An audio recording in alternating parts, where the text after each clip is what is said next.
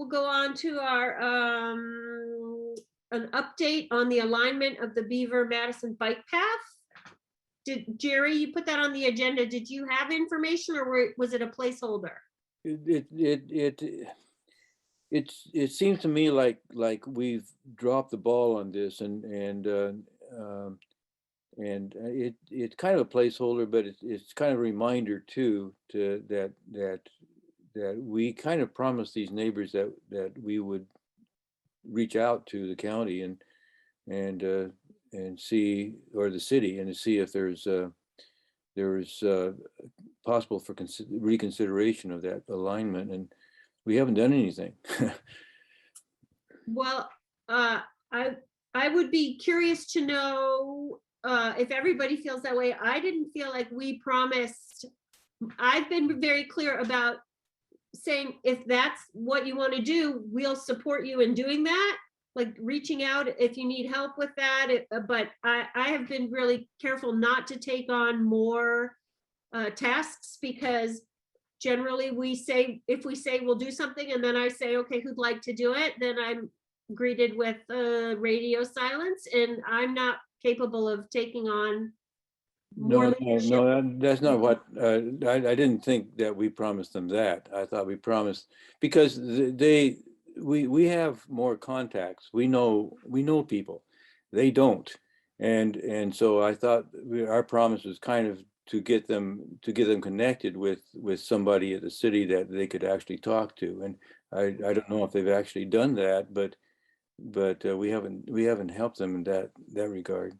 Well, how would you like to move forward with that? Because I think the best two people to talk to about this particular project are Reed Dunbar and Rob Innerfeld, and we've connected them with them for sure, and we've encouraged them to go back to the two of them. And I think on the city side, they haven't actually decided on exactly where and how. We're a little bit ahead of their process, and so I think that they don't have bandwidth to reach out to proactively to the neighbors, and so unless the let me take this on. What I'll do is contact Rod Graves and see if they followed up at all, and okay.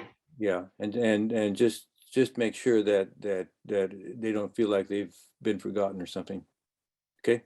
Yeah, sounds great. Okay. I think the message I've been trying to give them all along is, let's come to a solution where unified Santa Clara can advocate for the best possible outcome, instead of them feeling like they need to fight Santa Clara community organization and the city all together, right? As a lonely band, a lonely posse on the end of Admiral. Right. So, yeah. I think the best outcome will be one where we're all united in what we're trying to get done. Just my opinion. Okay. Updates and reports. The bat phone, Matt Vose. Nothing super intriguing. One phone call from El Rapa at the same time as Travis had sent out that email. And by the time I got the voicemail, him and Tim had already started a communication, so I didn't call him back. But other than that, a few telemarketer calls. I don't take it to work with me anymore, since we're not, I think originally we had purchased that as part of the COVID response, and so that we could have somebody readily available. But I've quit taking it to work. It basically stays here, and I try and check it when I get home, but that's also depending on swimming lessons and what's going on with the kids. So it's not as checked as it was during COVID. And if somebody else would like to take it that feels that it should be checked more frequently than that, then I'm happy to give it up, or I'm happy to keep it around.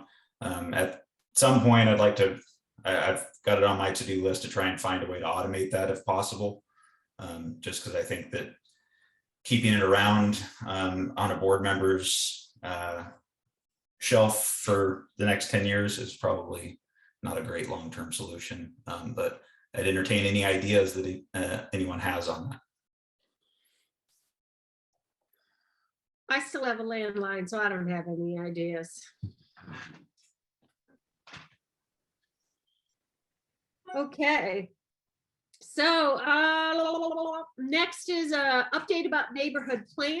So the neighborhood plan is trying to wind itself into approval by city and county by the end of the year. And so we're getting ready to take it out to the neighbors in the draft state that it's in and receive some feedback. And that's coming to you early summer, I think is the plan. So you can be looking for that. And we don't have an outreach strategy yet, exactly how that's gonna be manifest, whether it's all in person. It's gonna be a smattering of all the things, in person and mailings and maybe open house type functions or online Engage Eugene platform kind of things. But it would be great if we could get a lot of community scrutiny of what's going on in the neighborhood plan so that we can get a real good feeling of whether or not it's supported by neighbors. So after 4 years of work, I sure hope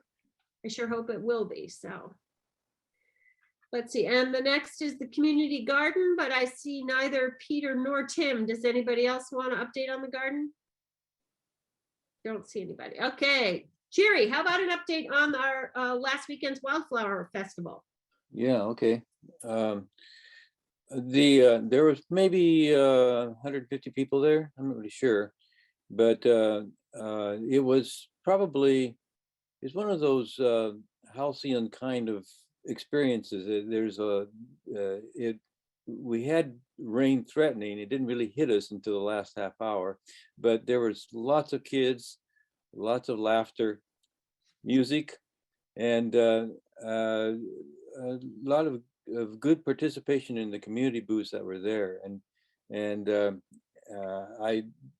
since I was part of the music, I didn't really know how much was going on in the actual park and the actual tours of the park and the flowers, but there was a lot of people kind of going off that direction. So I know, Kate, you were there. You can add to too if you want.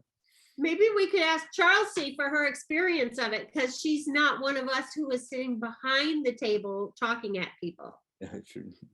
Well, it was just such a positive day for me. I had no idea what we were getting ourselves into volunteering for a booth, and the degree of interest on the part of a huge variety of people coming up and listening carefully, asking good questions and so on, and we could refer them to another booth. I just felt there was this real participation on the part of the people who showed up.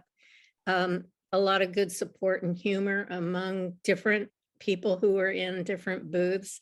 The face painting was amazing. I mean, seeing adults and children going around with these great illustrations all over their faces. And we signed up something like almost 40 new people interested in emergency preparedness for the Ready Northwest Eugene group that Joel's part of, and Bethel, and that was a huge success. We were able to auction off, we had a raffle and a luggable loo and a fire extinguisher.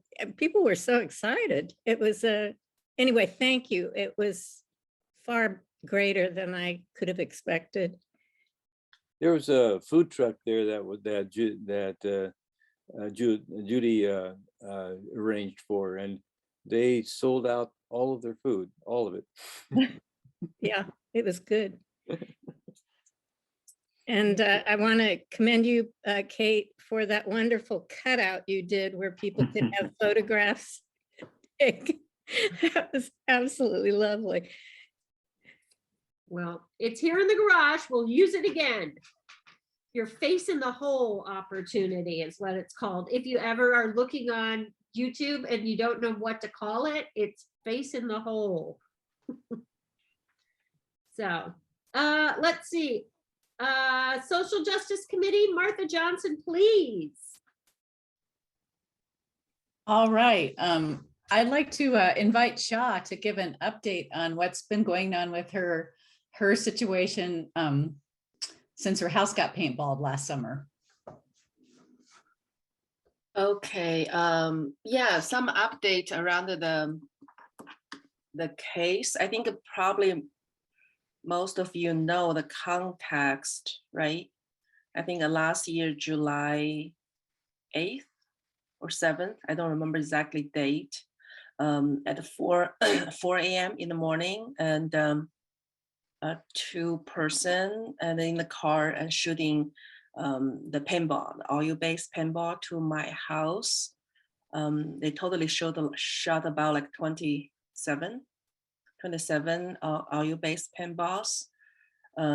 It's not like a powder. It's very hard to clean, to wash off. And some of like Kate, Martha, you were there help cleaning later today. So the case, the status is, I think in August, they called that person. He is very close to my house, live very close to my house, probably like 10 minutes walk or 5 minutes walk. So he was arrested probably like a half an hour, and then they released him. They don't have any restriction, no contact, anything, because they said that COVID is the capacity of the jail, so they let him go. And then we had a phone call. Then I met, and then I contact with, and DA reached out to me. I think around November, actually very late, just the timeline. I should have put it on timeline, but it's just very long time. And then had a meeting with us, asking the question about, they only found the one person. I don't know why, because two people in the car, one's driving, one was shooting, but they said that they couldn't find another person. So I don't know why. They said still under investigation, try to find another person. And I still haven't heard from the sheriff if they found another person yet. But then the DA, we had that meeting with DA, is pretty frustrating, because the DA said they cannot charge that person to a higher level for the mischief, because we don't use cash, the amount of cash to clean our house. That doesn't match the number, because you had to be charged to, the damage had to cost over $1,000, for example, right? I have a receipt. That means, okay, that person need to be charged in this level. Because I don't feel safe, nobody going to, the sheriff just come here after I reported, the sheriff later showed up like 3 hours later, only showed up 5 minutes and left. I'm not going to feel safe. My house left all the red paintball, oil paintball on my house. So I asked for the cleaning gathering from neighborhood and some of my friends from the community. So clean, so we don't use money to pay for the cleaning. So that doesn't count. That's what DA said, didn't count because he didn't pay the money. And so now of course, I'm very frustrated. I said, I do something to make my family safe. Now you say it didn't count because you have people helping cleaning. So after we had to advocate for ourselves, it's very frustrating. So they reach out to a couple of folks who help cleaning, say, okay, then we can collect the information, say, okay, how much they charge, who come here cleaning for the market price, how much it's gonna look like. So that's where I met the DA last year, November. Since then, I never heard from her anymore. Until I think March, I decided I'm going to reach out what happened. She didn't respond to me. I just say, hey, I want to follow up what's going on. And she didn't respond to me. And then I shared this at the social justice committee. And then and Martha and Gary also sent an email out. Just want to follow up the case. And definitely, I think it works, because I think just the next day I got an email back from the not to DA, coming from victim advocacy person from Lane County. That person pretty much tell me there's nothing happening yet. Still under investigation. Just, but they just come out, like, at least respond to me, right? I sent an email 2 weeks before that, no response. So, and then since then I haven't heard anything yet. That's the last time I think Social Justice Committee Santa Clara, we sent out email probably 1 month ago, right? If you remember, Martha, it's about a month ago. So, and I haven't heard any update. So what I think that's what my update. It's about when that happened last year, social media, the media, they report it and talk about that. But the real accountability and the follow through the case, and that there's no progress. So I don't know what's going to happen. Probably it's about almost going to close. Now it's May. It's going to be July, going to be a year. So that's my update, my case right now here. I think it's always helpful to know after all this attention fade off, what really happened, for the people like me. And we don't have much, we don't hear much about follow-up. We saw things okay. And then they reported to the police and then gonna be safe. That's not really happening yet. So I just want to share that to update my case status, what's happening right now. We talk about, I think if continue for another year, I think as a part of Santa Clara committee member, also Social Justice Committee, I think it would be helpful when needed, we send email to just check in, how things going, where's the status, what happening, because we saw I think that the 2 email from Martha and Gary, we saw there's some pressure could be helpful. Yeah, I think that's what I want to share. I don't know if anything I missed. Any question do you have for this situation? Thank you, Sha. I mean, I think it is really helpful to get an update on it and to see how long the process has been and how much Sha has had to continually put into this to sort of move it along. Would you like for SCCO members to write maybe in June, maybe 2 months after the April ones to the DA? I think now is April. I think if June or July, I still didn't hear anything, probably it's helpful. We could send an email if people want to, Okay. because it's our, it doesn't make sense totally, honestly. I was not born in this country. It doesn't make sense. It will never happen. The country where I grew up, some people even don't know you and shoot paintball to your house for no reason. Okay, I just feel that is yeah, sometimes I feel still cannot register what happened here. Jerry? Yeah, I'm wondering, I don't know, maybe Martha can answer this question.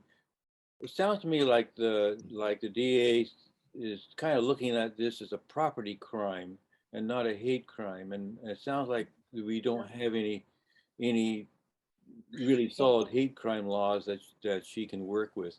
And so no matter what the pressure is, if there's nothing to prosecute with, where are we going to go with that? It seems like our, we need definitely to pressure for better hate crime laws, and not only locally but statewide too. Yes, Jerry, you're right. I don't think they even prosecute it as hate crime right now. That's why they're just starting from property damage. that's why they just also, even for property damage, they try to put a very low charge degree, because we don't spend money for cleaning, pay the money for the cleaning. So just a very frustrating step by step. And it's hate crime. We don't even know they're going to prosecute it as hate crime. I think Matt is upstaging you right now. Well, I also want to thank you, Shah, for telling the whole story, because I know it isn't easy. And I know that brings up a lot of uncomfortable feelings for you to have to go through it all again. So thank you. Thank you. I kind of numb right now. That's my real feeling. Has been telling this a lot of times, and just never, there's not much hope I could have for them from the system. They can help.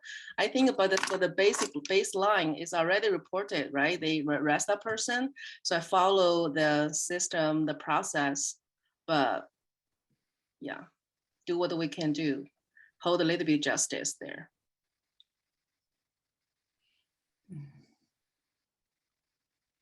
Hey, thanks, Shaw. We appreciate you. And when you need people to write, I'm happy to be on that list. So just let us know. Thank you. Yeah. Was there anything else tonight, Martha, from SJC? Okay, Santa Clara Community Foundation. Sounds like Terry is raising hand. Oh, Thank sorry, you. Terry. That's okay. That's okay.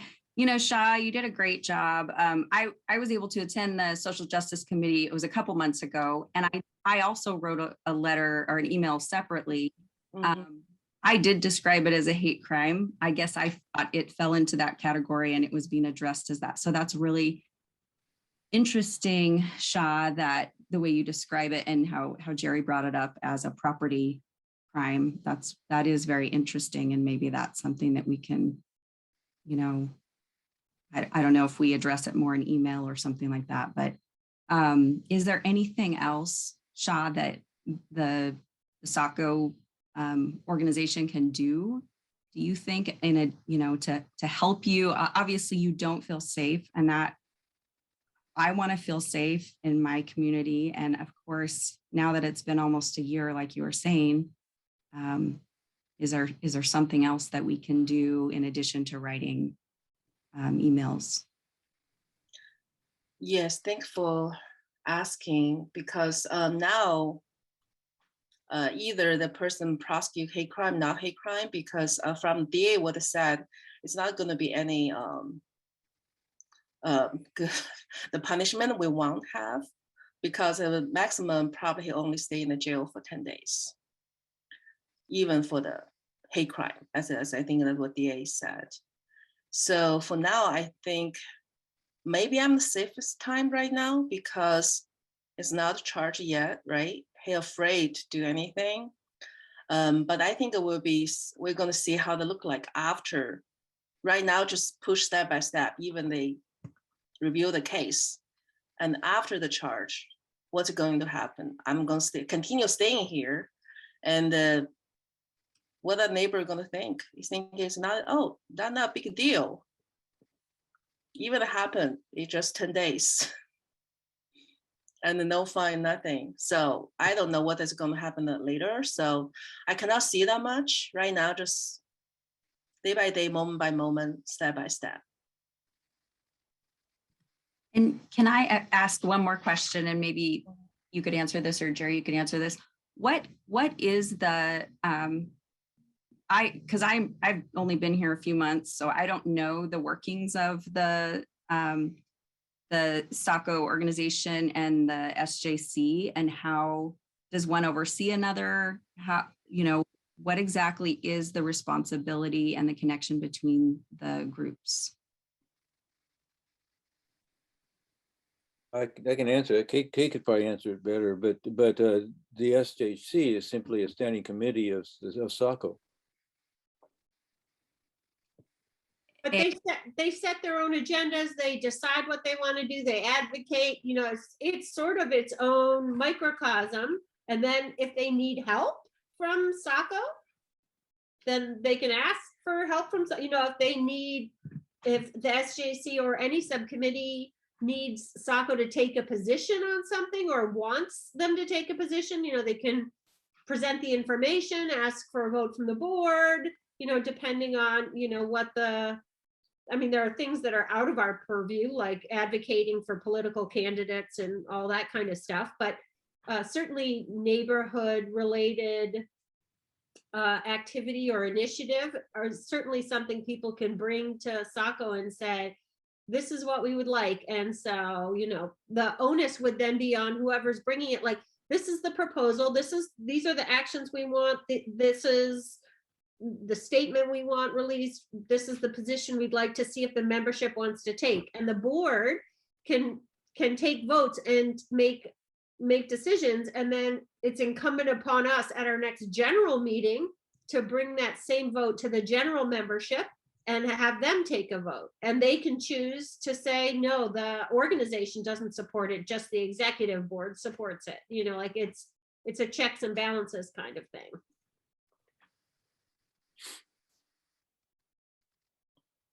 Yeah, Martha. You're mute, Martha. Terry, we also have the bias response team, which the SACO board gave us permission within that group to take action in response to incidences of bias and hate in the community. So we can act independent of SACO board and report. We don't have to ask permission. We make a report after what we did. Thank you for the clarification, because like I said, I'm kind of new. I don't know all the workings of how it works, and so this is helpful. I'm sure I'll have more questions too. But thanks, you guys. Appreciate it.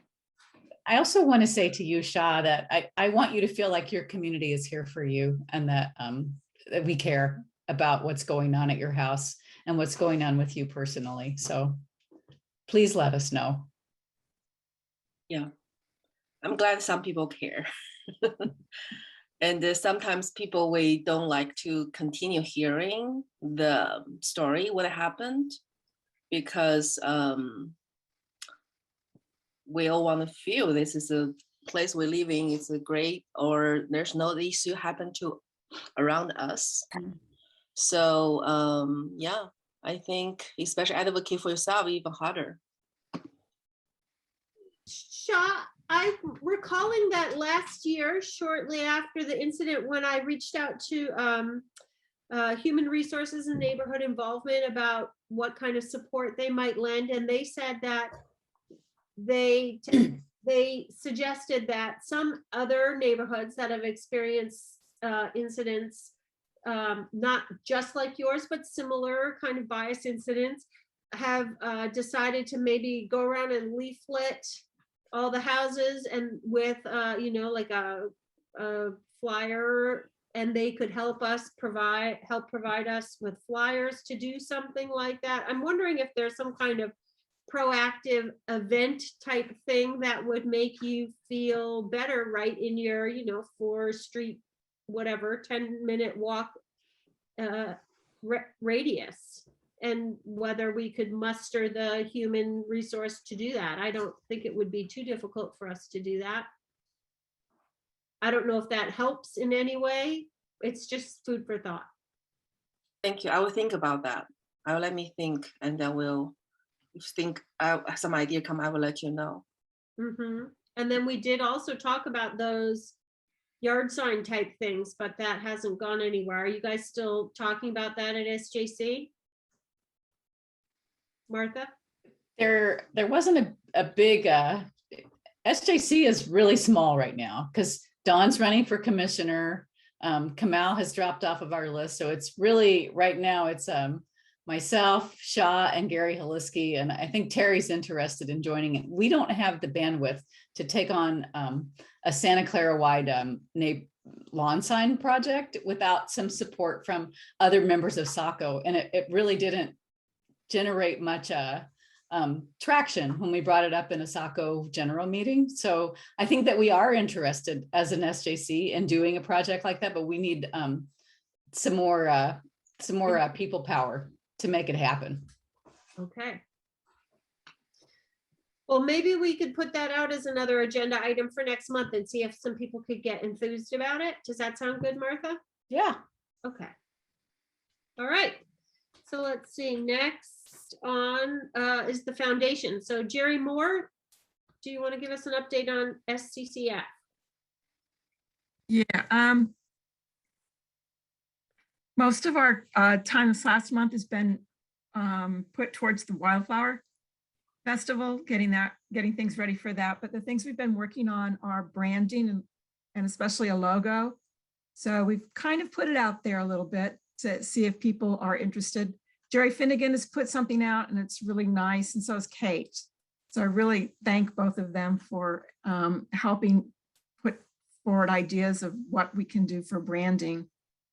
But the Wildflower Festival was, I think, a big success for us. A lot of people came by and showed a great deal of interest in the schoolhouse project.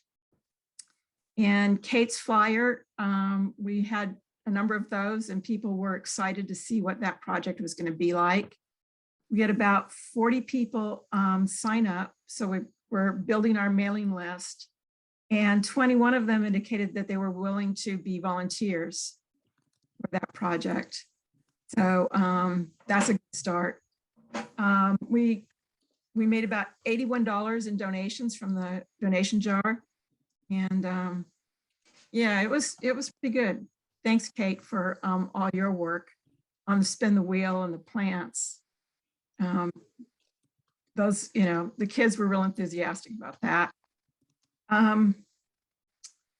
What else? I think those are the highlights. We're still working on the getting the city contract moving forward. Kate's been working on that. So as soon as we can get that going, we can start maybe some physical changes to that school, start doing something concrete in that area. I think that's about all I have for what our focus has been this last month. So Great, thanks, Jerry. Yes. And next on the agenda is land use, and there's just 3 things. There's the community park land annexation this month.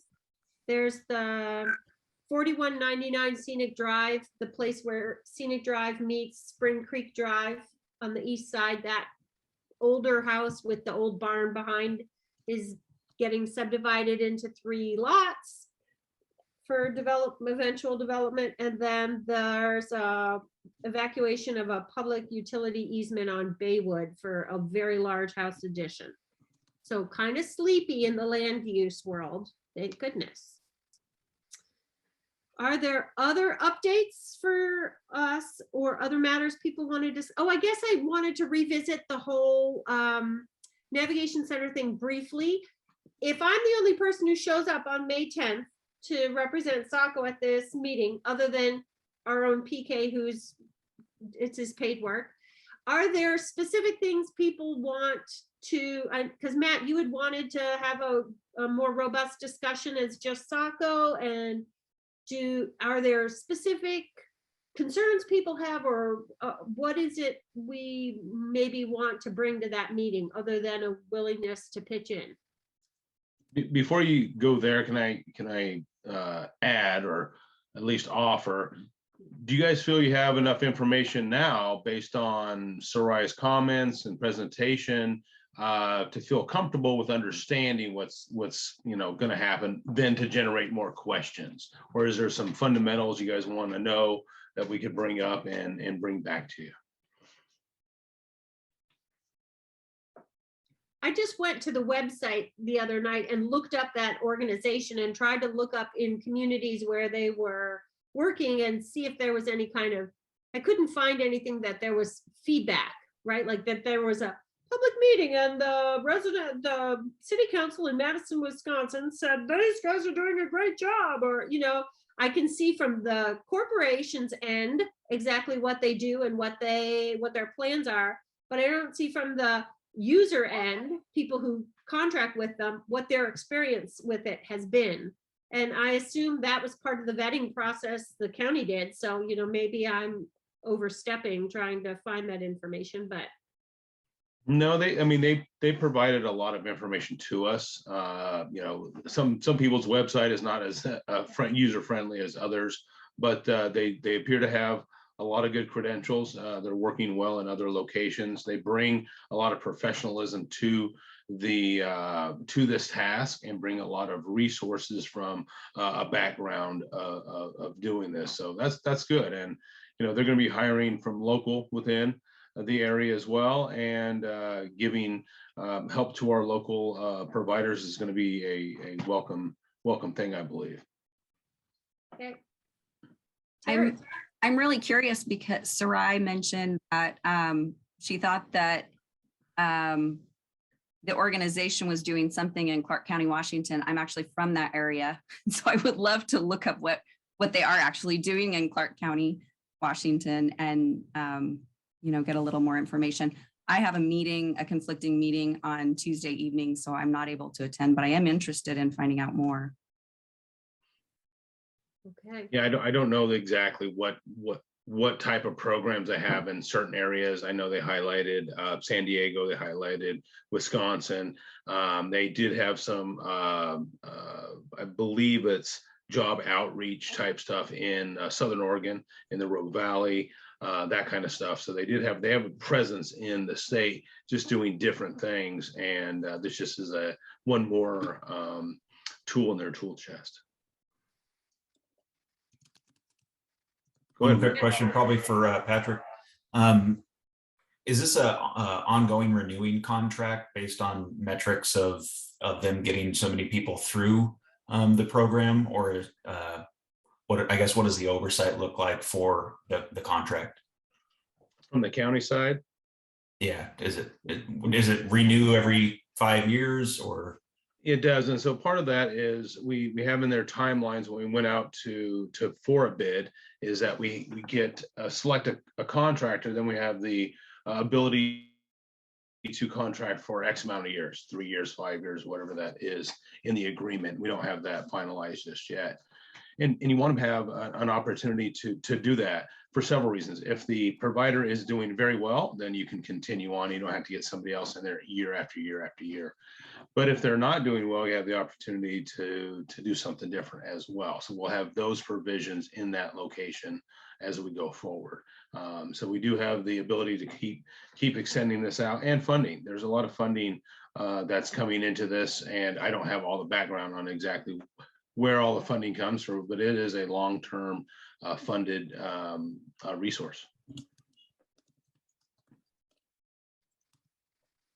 So for anybody who wants to know, it's from noon to 1:30, I think, is the meeting on the 10th. So if anybody wants to be included on that, I can forward that. I think that it's a Zoom thing, and I can forward that. Yeah, and if not, if you just have a couple little questions and you can attend, let us know too. Those are the things that we can pass on to the provider and just say, here's some of the community comments. And I think that's a good conversation starter. So, you know, feel free to send that to me, and I'll be more than happy to poise that. And does anybody think that maybe SCCO shouldn't be outreaching to our neighbors around this? I mean, I sort of feel like that's the purpose of what, you know, it's well within our purview to be. I just want to. Well, and here's one of the things that I was looking at, because I know River Road is closer to the area, and they really want to be involved in this process. This good neighbor agreement is, I think, a benefit to all, but I think that has to be driven from like the River Road side of the fence, because they're right there. They can handle a lot of that. I think it'd be really good for our outreach to get up there, at least by up to Hunsacker, because that'll incorporate, you know, going to the bus stop and things that are going up and around. But I think it would behoove us to be involved to a point, you know, just like other committees and things we're doing. There's only so much that you can, you know, either be involved in or contribute to. And then what is what's the extent of that? Yes, we agree to just, you know, be good neighbors, or we want to hold your feet to the fire, or are we going to participate in any type of, you know, fill in the blank on an ongoing basis. I feel that the provider really wants to engage in the community, and that they have in other locations. And so they want to come in here and not say, here's how we do it, you have to, assimilate to us. It's, hey, how can we be a good provider and be a good neighbor? What are some of those things that we need to do? And again, they have the resources and the professionalism to, I think, reach out to those kind of things. And I think it'd be nice to have an open house. I went out there through it and we toured it. Everything's tore apart inside, but the design is really nice. They're doing a really good job in that area, and I think we'll be pleased at our outcome, because we all have concerns. We don't want people just sitting out there as a citizen, sitting out there and just having more issues as you're driving by and causing more issues for our community as a whole. There's a lot of high school kids, there's a lot of other things that go on there. We just, we got to make sure that this is the right fit. And to the point of, well, who can just come and knock on the door and say, come on in? That's not what the program is for. And so this is something that's going to have a lot of eyes on it from the city, county. Everybody's going to be looking at this for success. And I think that's the ultimate goal there. And coming off on the right foot is going to be key for all parties, that they're not looking outward to do X, and we're not looking inward for them to do something that they're not capable of. So I don't have any opposition to being involved. It's just how much involvement can we do as a board or as a group. I think our role really is just about, when things go crossways, we get phone calls. And so it's good to be on the front end of that. Like, okay, so there are these good neighbor agreements. It's not about us taking responsibility for anything that goes on. It's about being able to find out who's accountable for what, and then making sure that if people are concerned, we direct them to the people who are accountable for the concerns that they might have. So I think once they have a presence here, I think that will be very doable. I think that's something that they are looking to have as well. They call a facility, here's the number, here's their contacts, here's what we can do. And then if something happens, what's the next step? And I think that'll be really good to have laid out. Yeah. At least that's my expectation on this side of the fence. Okay. Yeah, I've got a lot of hope that it's a success, because it's dealing with a problem that needs to be dealt with. I've got some reservations about the location, and that was my only point in the emails to kind of get everyone on the same page. I won't be able to attend. I'm at work at that time. But if it's a recorded meeting, I'd be happy to follow through. I really liked Kate's idea about expanding outside of that 1,000 foot, if possible, for the good neighbor agreement. I don't know if there's many of you that are a lot more familiar with North Eugene. I don't know if there's a parent-teacher association or maybe the facility of North Eugene itself that would want to be involved in that. But I do think a lot of their kids are going to be probably the most in the most direct contact with people entering and exiting that facility out onto River Avenue. As I used to work at the wastewater plant right up the street, and there was already a pretty strong homeless population that would kind of camp along the bike path right there.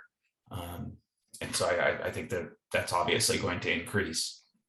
And so I just think, yeah, getting all the neighbors, even outside of that 1,000 foot radius involved. And then, like what Patrick said, to, keeping the spotlight on this initially to make sure that it's a success, because it's a big problem, and I would hope that this will make it much better and not make it worse. Yeah, and I think if we come at it with we have some grace and can work with them, then haha, I told you so. Because I'm skeptical myself. When the county had the building as the COVID isolation over there, and being involved in what was there, and then decommissioning that and doing other things, very interesting. The behind the scenes of what you think, then what actually is huge. And I was very pleased at what providers in the community and our agencies are doing to help with this. It's huge. We just don't have that many people to provide those services, and to have a location that you have a building, you have funding, and you have a provider to utilize those resources. I mean, that's huge to be able to do, because right now, all of those things are struggling to have a location, a provider, funding. And with a lot of the parachuted in stimulus money for the last couple of years, that will be going away. And then you're stuck with what you have to work. And I think this is a very workable solution.